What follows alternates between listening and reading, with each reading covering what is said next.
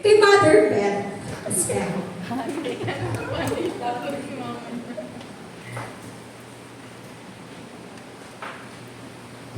Ayan, good morning.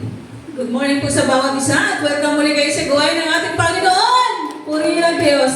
At welcome po uli natin si Sister Glenda. Ayan, yung mami po ni Shaira. Tapos nandito rin yung kanyang sister. Actually, nakapunta na sila dito one time po yata. After ng Grace Encounter ni Shaira. Na-invite yung mami niya at kapatid niya. So, pangalawang beses na po ngayon. Ayan, si Diyos po patuloy. At syempre, sa mga faces natin, good morning po sa buhay ng bawat isa sa atin. Talagang na-encourage din tayo doon sa mga testimonies nila, di po ba? Sino nga ba yung hindi rin matutuwa?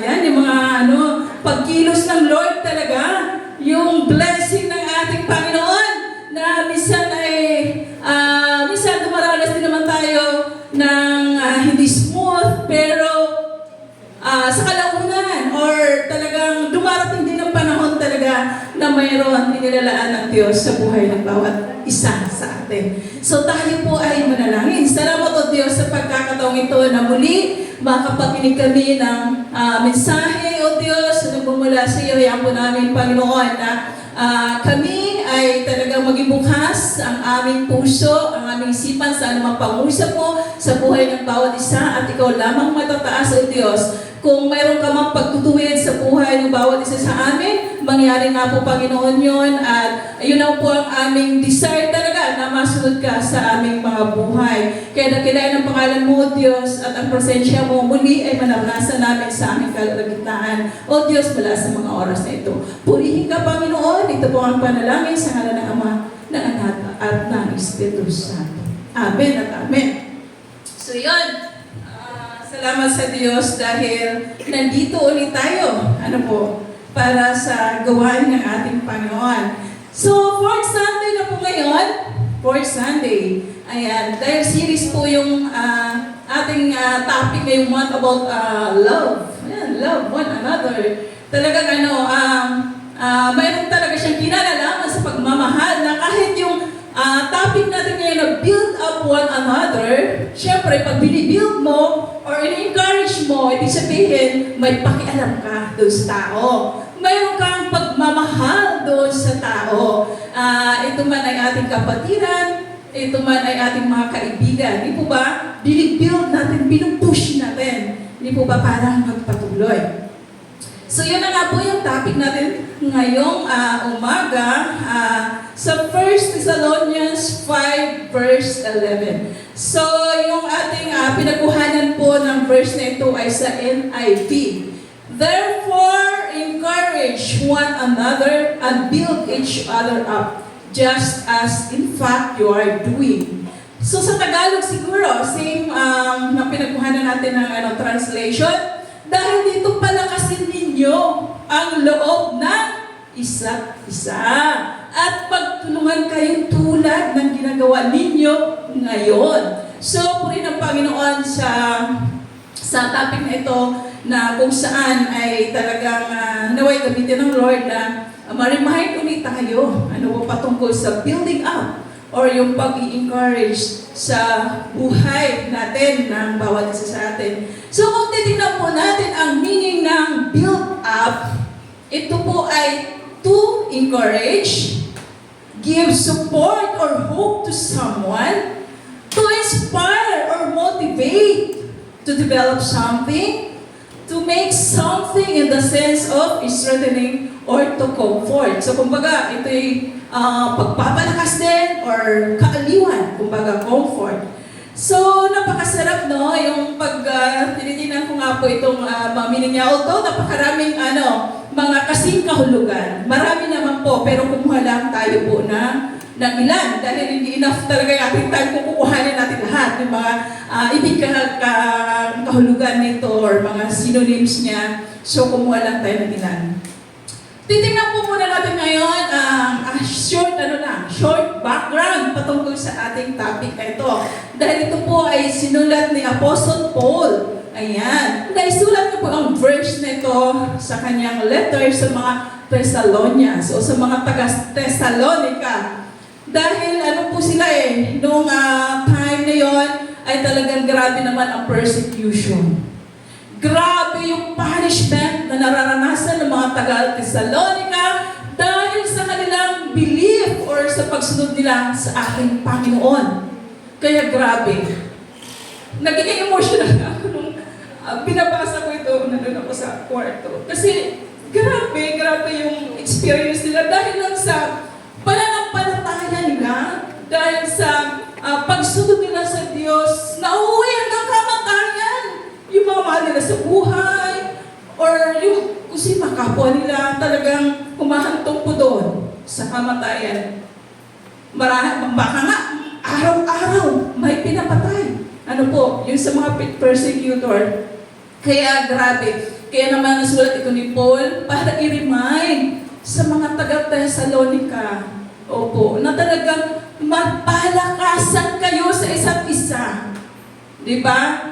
Talagang yung inyong pananampalataya ay magpatuloy kayo sa Diyos. Ayan, in his letter, Paul reminds him to comfort one another to live knowing their future is secure. So, kumbaga, nandun kayo tagasunod ni Kristo. So, wala tayong dapat ipag-alala sa ating future. Ito man din sila ay, syempre, pinaghinaan din siguro sila ng loob, gawa ng katulad ng mga mahal nila sa buhay, na mga pinatay or namatay. So, syempre, iniisip nila, pagdating ng Panginoon, paano na kaya sila?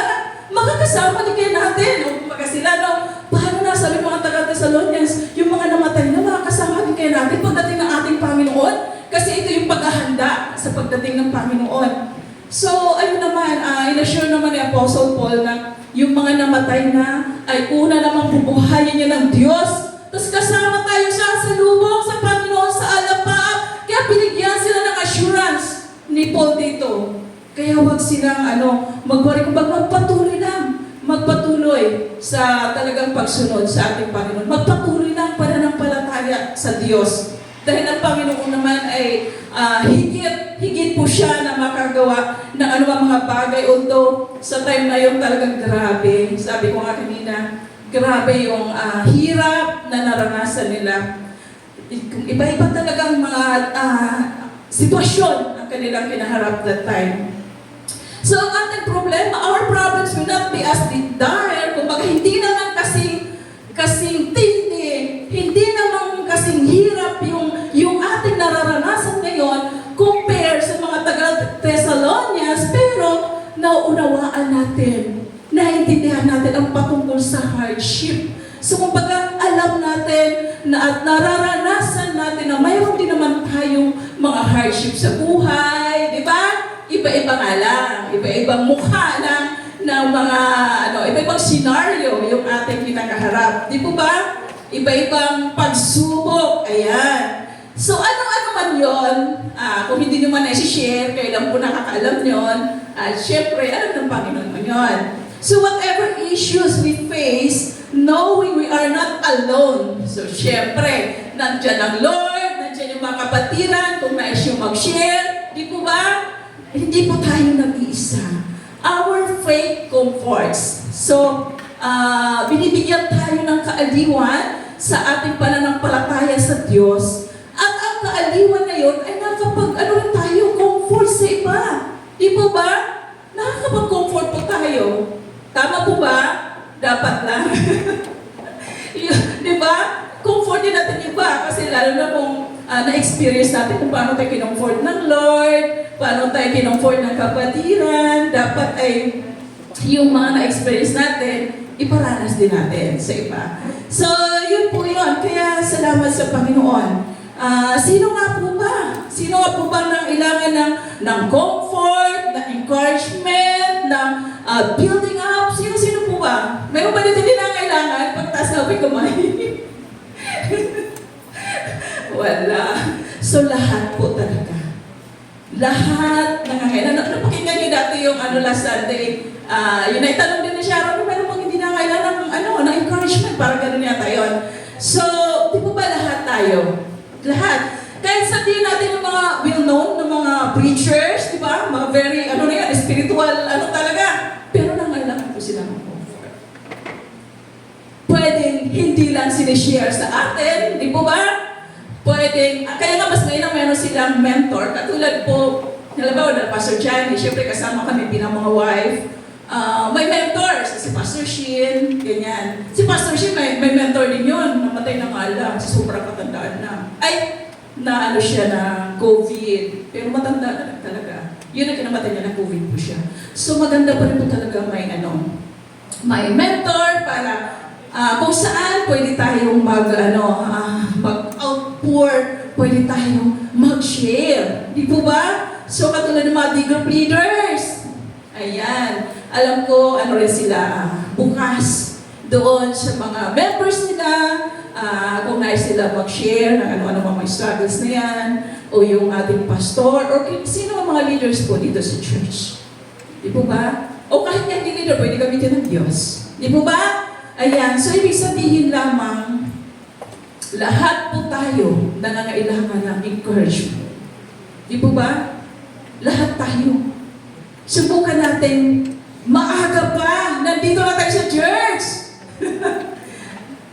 Alam mo, grabe siguro yung kahit hindi dito siguro, ba sa iba-ibang Christian organizations, tapos maaga pa, nandiyan na yung mga excited sumamba sa Diyos. Alam niyo po ba, hindi man nila banggitin, pero grabe siguro yung heart nila na tuwa-tuwa po rin ng Diyos sa mga taong ito, sa mga anak ng Diyos na nandito, na talagang handa na magpuri, handa na sumamba sa Diyos. Di po ba? Hindi yung anong oras na ilang upuan pala may nakaupo. Siyempre, nalulungkot din po sila niyan. Katulad sa ating mga D-group leaders, alam niyo po ba, nalulungkot tayo. Kapag lalo may usapan tayo, ganitong oras, please, meron tayong meeting, meron tayong session para mag-D-group tayo. Pero anong oras na? Wala pa. So, siyempre, nakakalungkot tayo, di po ba? Dahil ginagawa po natin yun, para sabay-sabay talaga tayo mag-aral, sabay-sabay tayo na lumago sa Panginoon, ang ating spiritual ay mag-level up, yung ganyan, di po ba? Kaya, isang bagay po yun na nakapag-push sa mga lingkod ng Diyos. Though, hindi naman po talaga yun lang ang basihan na kanilang pagpapatuloy or yung kanilang paglilingkod sa Diyos, bahagi po siya, di po ba? Pero yung number one po talaga doon, yung talagang pagsunod nila sa panawagan ng Diyos. Di po ba? At sa mga discouragement, salamat sa Panginoon dahil sila ay nagpapatuloy dahil nandiyan po yung ating mga prayer warriors. Purihin ang Panginoon. Iyan po ay talagang malaking malaking bahagi din po sila na nagpapatuloy yung malingkod ng Diyos sa iba-ibang group. Di po ba? Hindi lang dito sa Batasan. Sa iba-ibang grupo. Kaya salamat sa Panginoon dahil kayo mga kapatid, kahit hindi nakikita ng iba nating mga kasama, na patuloy kayo na nanalangin, pero yung ini-spend niyo pong panahon para ipanalangin niyo yung kapwa niyo, ay nako, sa Diyos po talaga ang kapurihan at si Lord ang patuloy na mag-bless sa inyo at patuloy na magbibigay ng inyong mga pangangailangan o ano pa man yan. Isusustain kayo patuloy ng ating Panginoon. Dahil hindi po madali, lalo na kung madaling araw pa lang, nako, ang hirap pa manalangin, yung antok-antok ka pa, di po ba? Kaya salamat sa Diyos. Mayroon po akong i-share, pero hindi ko po personal testimony ito. Gagamit naman pa ko, pero friend po namin. Nung time na pumunta ka, i-connect ko lang po kasi dito sa encouragement of building up, yung aming nakilala doon sa Australia, nung time na pumunta kami, aywan ko, nakalimutan ko anong year yun, 2012 ba yun? Mayroon kami nakilala doon na talagang grabe na discouragement niya sa buhay. Kasi iniwan siya ng partner niya, tapos yung malaking ipon niya na scam ng kanyang kaibigan. So totally talaga parang basahan ko baga na zero talaga siya, as in ang laki po ng nakuha sa kanya.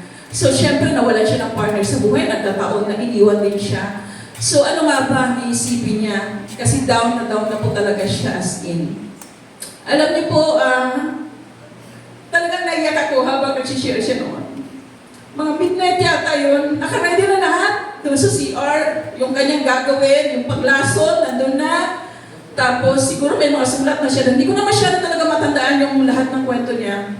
Ready talaga na siya na kinabukasan, hindi na siya mabubuhay. Wala na as in, kasi lason talaga yung kanyang titirahin.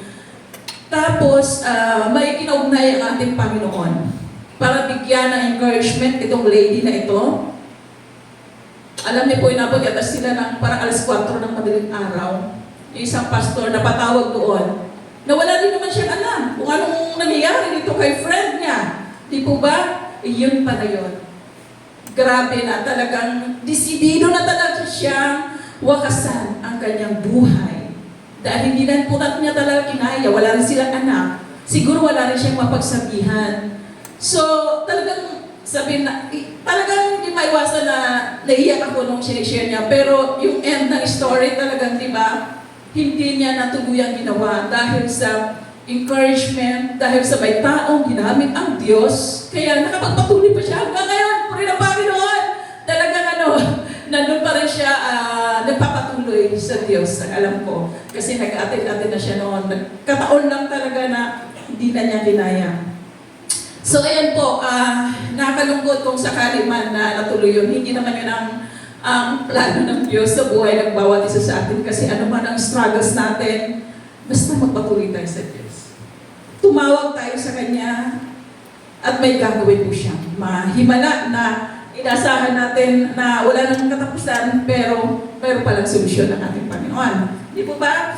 So tingnan po natin, how to be an effective encourager. So pwede po natin i-apply ito sa ating sarili. Di po ba? At dahil pwedeng tingnan natin ang mga bahagi kung paano magiging effective tayo bilang encourager. Pero kumuha lang po ako ng dalawa. So sa dalawa na to, dapat naman matandaan natin, eh po ba?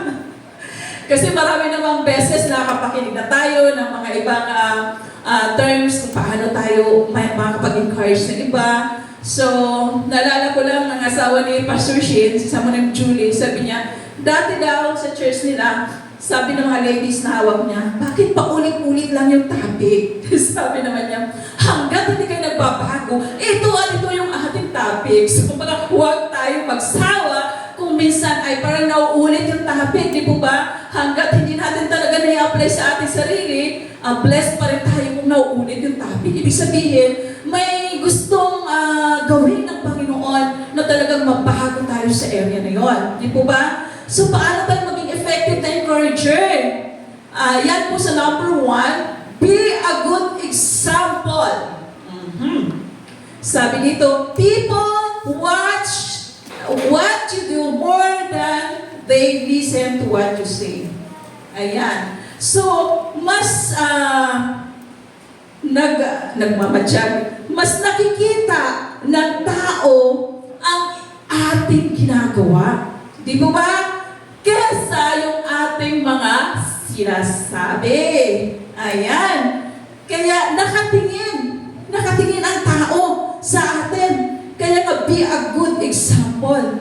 So kahit pala hindi tayo pastor, hindi tayo group leader, hindi tayo nandito sa tumatayo sa harapan, lalo kasi mga Kristyano tayo, sinasabi natin, pero kung hindi po tayo nagiging good example, so magiging question mark sa ating mga friends or kung sino man na kasalamuhan natin na hindi pa tagasunod ni Kristo. Di po ba?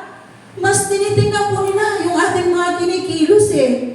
Sabi sa Titus 2 verse 7 sa ESV, show yourself in all respects to be a model of good works, and in your teaching, show integrity, dignity. Sa Tagalog po, sa lahat ng paraan, maging halimbawa ng mabuting ugali at maging tapat ka at kagalang-galang sa iyong pagtuturo. So, dito sa pagtuturo, hindi lang naman siguro tumutukoy sa isang teacher. Kumbaga tayo na ginagamit ni ng Panginoon para mag-share ng kanyang mga salita. Di ba? Nagtuturo. Kagalang-galang tayo dapat. Hindi po ibig sabihin na nakakote ako.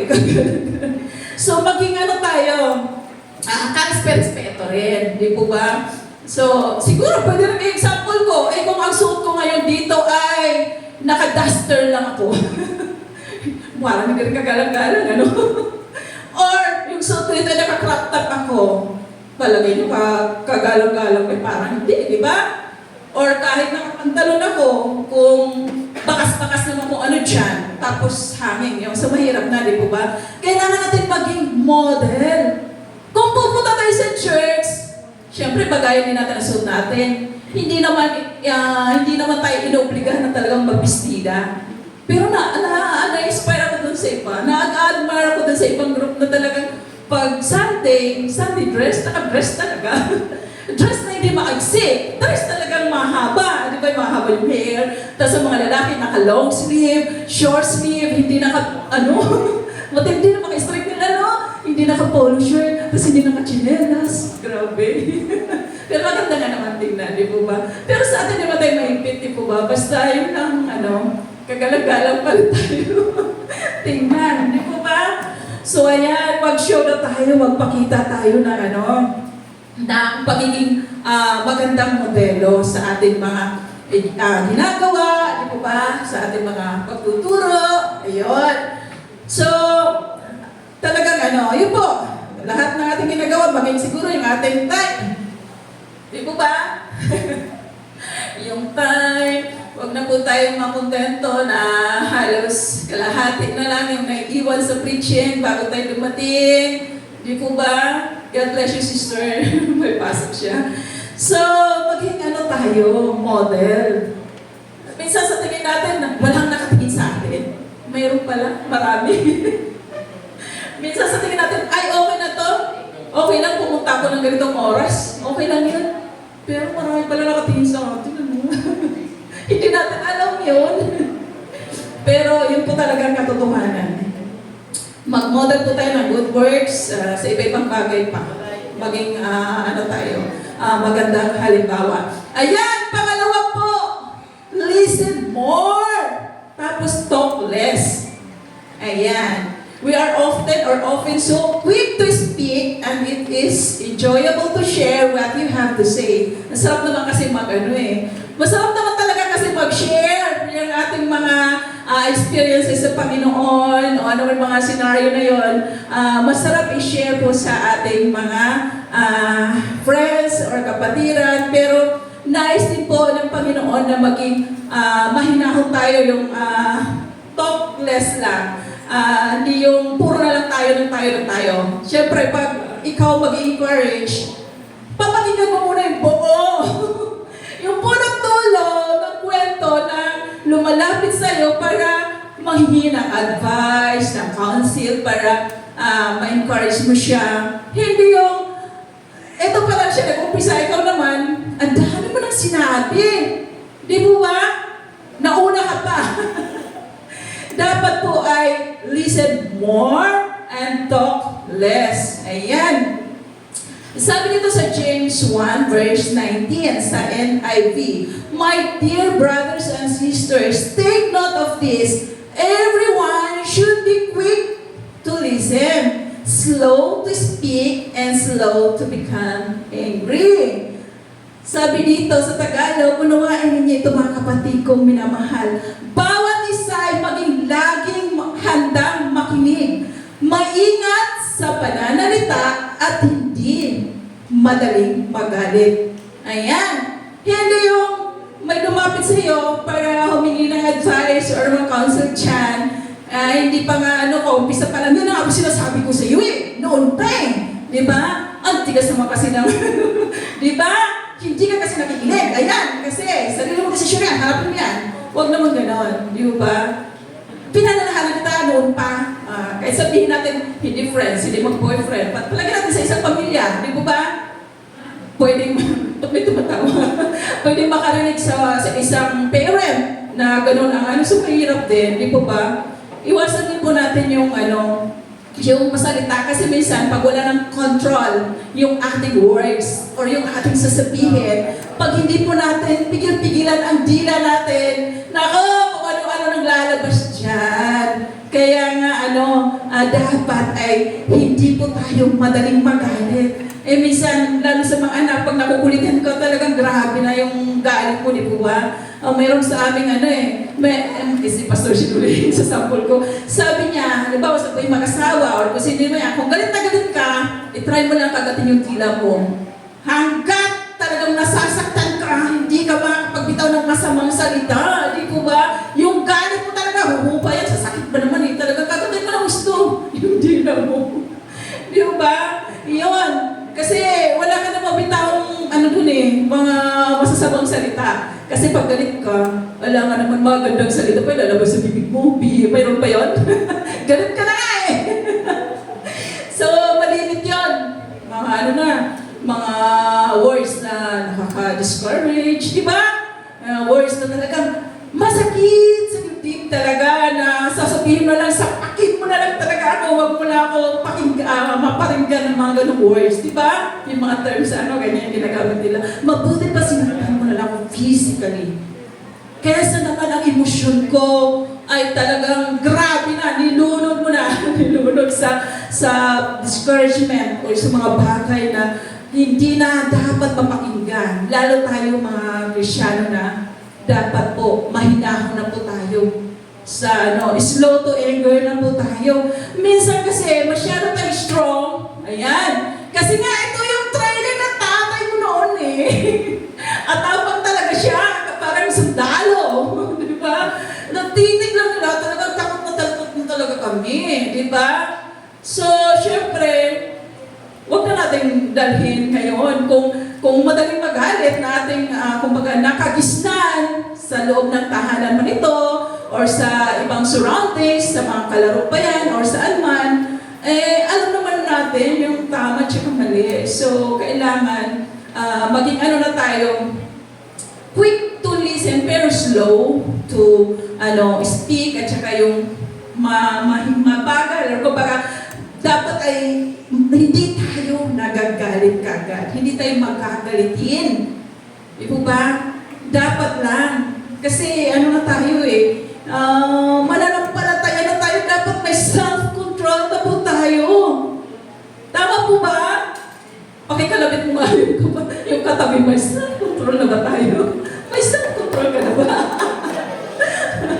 Ayan. So, kailangan po talaga yun.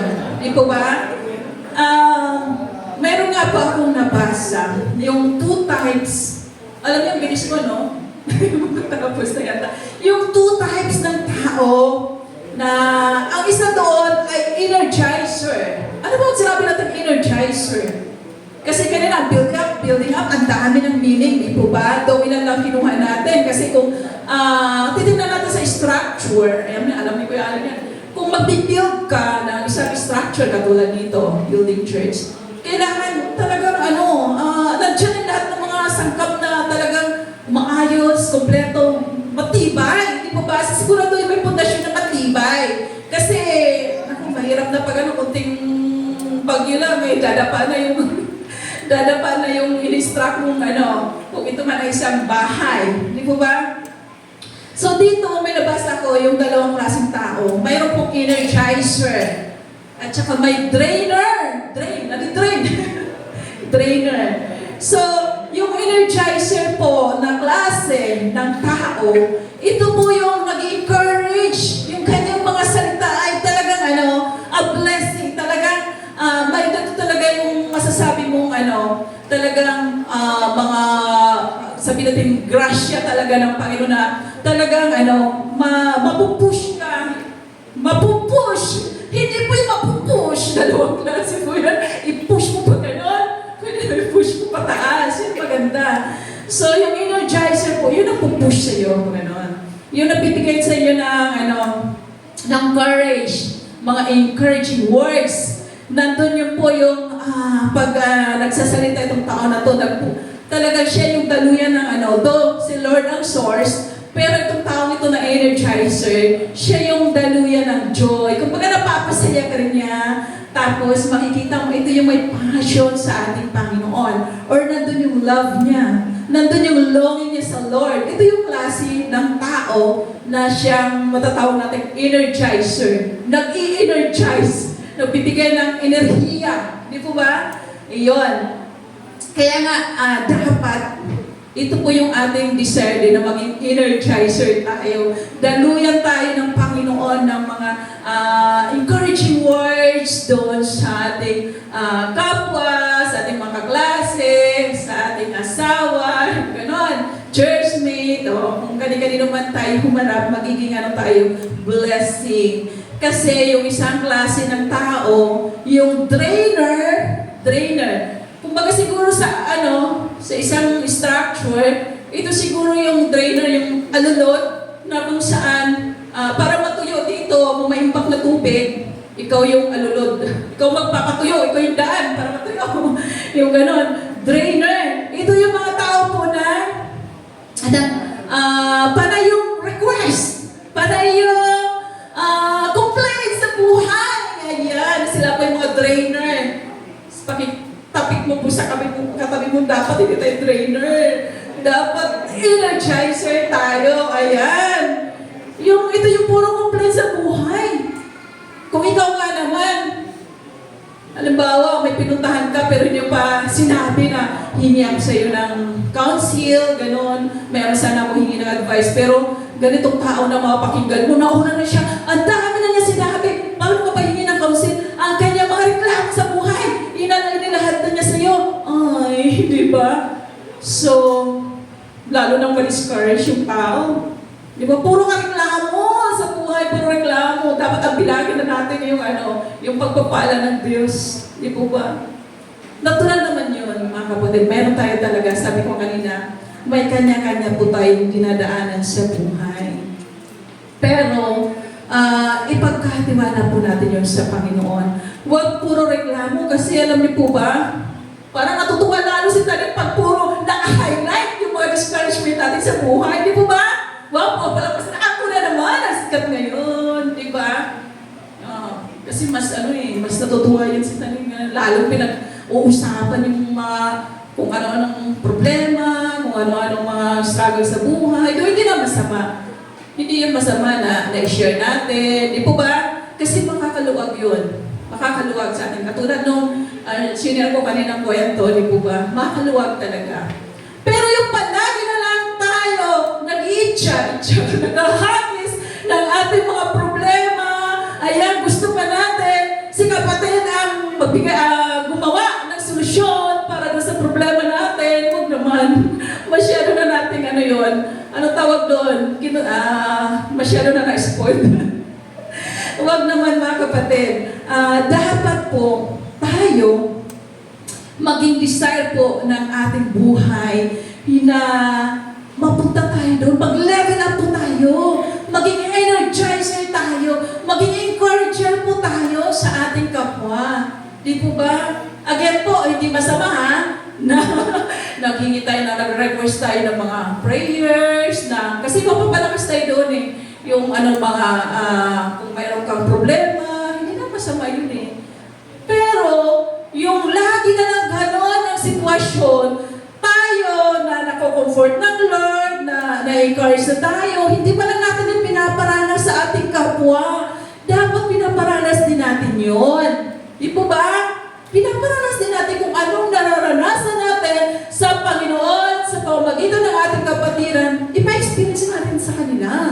Di po ba? Kaya dapat nagle-level up na po tayo, na dapat ay maging energizer po tayo or encourager po tayo sa ating kapwa. Katulad ng cellphone, di ba? Nung araw, ako talagang grabe yung keypad ng cellphone ko yung, alam mo yun, talagang lumabog na Pero ngayon, nagre-level up na, kumbaga nag-upgrade na.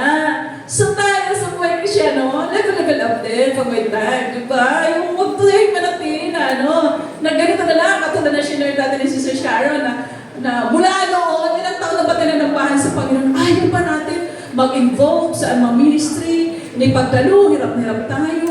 Yung sabi nga niya, tagabutas ng upuan, which is common na natin napapakinggan, di po ba? Pero, isang hamon po yun, na talagang i-desire natin na magkahamit ang ating buhay ng ating Panginoon. Di po ba? Kasi hindi po talaga disenyo ng Lord na umupo lang tayo, makinig lang tayo, nakinig pero may naintindihan kayo. Mayroon naman nakikinig pero wala pa lang naintindihan kasi malayo ang iniisip. Di po ba? Yung pag-uwi natin, mayroon tayong takeaway para yung mga naunawaan natin, napapakinggan natin mga preaching, nagiging ano rin natin, yung po ay nagagamit din dapat natin sa ating kapwa. Kasi pag mayroon lumapit sa atin, sister, brother, o kaya pwede mo ay, hindi ko na alam eh. Punta na ka lang doon sa church, baka nandun naman sila pastor, sila pastor, mga leaders namin. Ganun. So, syempre, dapat meron din tayo na ibabahagi, di po ba? Dapat lang. So, yan nga, yung mga kabataan dito na ginagamit na ng Lord, yung nakakatuwa, natutuwa ko sa kanila kasi nagle-level up na sila, di ba? O, tas meron na sa multimedia, meron na train kaya si Kuya Jupan, minsan pag wala siya, pag may pasok, nandiyan na sila. Tapos dito, mayroon silang mga substitute sa worship team. Ayan, level up na talaga. Hindi lang, natuwa ako sa kanila kasi ayaw siguro din nila, nakaupo lang, gusto nila yung kanilang buhay magamit sa Diyos. Sa mga ministry, di po ba? Kaya si Lord po ay nalulugod doon. Di po ba? Nakaka-inspire, kumbaga, maraming isa po kasi yun na bahagi ng ating pag-encourage. Yun nga po yung kanyang binanggit natin na dapat ma-inspire din yung ating mga kapatid, yung ating mga friends sa ating mga buhay, sa ating ikinikilos, sa ating ginagawa. Lalo na kung ito ay para sa Panginoon. Para magamit talaga itong buhay na to sa gawain niya at talagang hindi masasayang ang panahon na binigay ng Diyos sa atin. Nung D-group nga po namin, ang topic ko po ay, nakalimutan ko, basta patungkol din sa pagpapalakasan na talagang ipagamit na natin ang ating buhay sa Diyos. Kasi iba-iba naman di ba? Paulit-ulit natin napapakinggan, hindi lamang sa preaching. Marami naman, pwede mag-involve tayo. At saka yung maging aktibo tayo sa pagdalo sa gawain ng Diyos. Hindi yung pag may announcement, ang bilis natin mag-thumbs up. Pag dyan na yung oras ng gawain, wala naman pala akala ko. Akala ko, yes, agree. Go ako. Nasaan ba siya? Una nag-thumbs up yun diba? So, dapat po ay magpatuloy talaga tayo sa Panginoon para lalo tayong mapalakas. At yung lakas na yon, at yung mga blessings na yun na natanggap natin sa Panginoon ay mag-flow doon sa ating kapwa. Kaya natutuwa talaga ako kasi sabi ko nga, kung imagine natin ang ating buhay, ay halimbawa, mahigit kalahati na pala ng buhay natin ang naipamuhay natin sa mundong ibabaw. Hindi konti na lang naiiwan. Ano ba yung konti na yun? Saan pa ba natin ipapagamit yun, di ba? Wala naman nakakaalam kung kailan tayo kukunin ng Lord. Halimbawa, 58 ka na, 60 years old pala, kukunin ka na ng Lord. Pero huwag naman muna, hindi naman yun ang ating pinapanalangin kasi na-expect natin talaga na yung buhay natin magamit sa Diyos. Pero nawa ay nandun din sa heart talaga natin na magamit ang ating buhay. Alam ko, dito sa ating kalagitnaan, ang dami dyan, may mga skills talaga, may mga talent talaga na pinagkakatiwala ang Lord. Konting push pa. Konting push pa at sila ay mag-involve sa mga ministries na kung saan at talagang papupurihan po ang ating Panginoon. Di po ba? Sabi ko nga, kung ako lang marunong kumanta, nagpa-back na ako dito kasi pag kulang ng mga backups, di ba? Kaso, talaga hindi talaga kasi diniscourage ako ng ate ko. Kwento ko na dati. At sabi ng ate ko, ano ba naman yung boses mo, yung tono mo, parang di mo alam, papuntang Bisaya, papuntang Mindanao, o saan ba? Walang direction yung mo Wala ka talaga sa tono. Sabi ko, wag na nga lang ako mag-practice. Mula noon, parang ayoko humawak ng mic. Hindi na lang gawakan ko ito masyadong dinibdib ko yun. Nagpa-practice pa lang naman ako noon. Sa Murphy pa kami noon, sa Cubao. Kasi yun, pastor noon, si pastor noon. So, masyado kong nasaktan. Dinibdib ko, ayaw ko na. Minsan prayer meeting, sige Bel, magpawid ka naman. Ayaw ko talaga, kahit prayer meeting lang yan, na ilan lang nandiyan, ayaw ko talaga. Kasi nawalan ako ng gana. So, pero dapat naging hamon sa akin yun, no? So, yun po, mayroon pong plano ang Diyos sa buhay ng bawat isa sa atin. At manatili po tayong maging encourager. Di ba?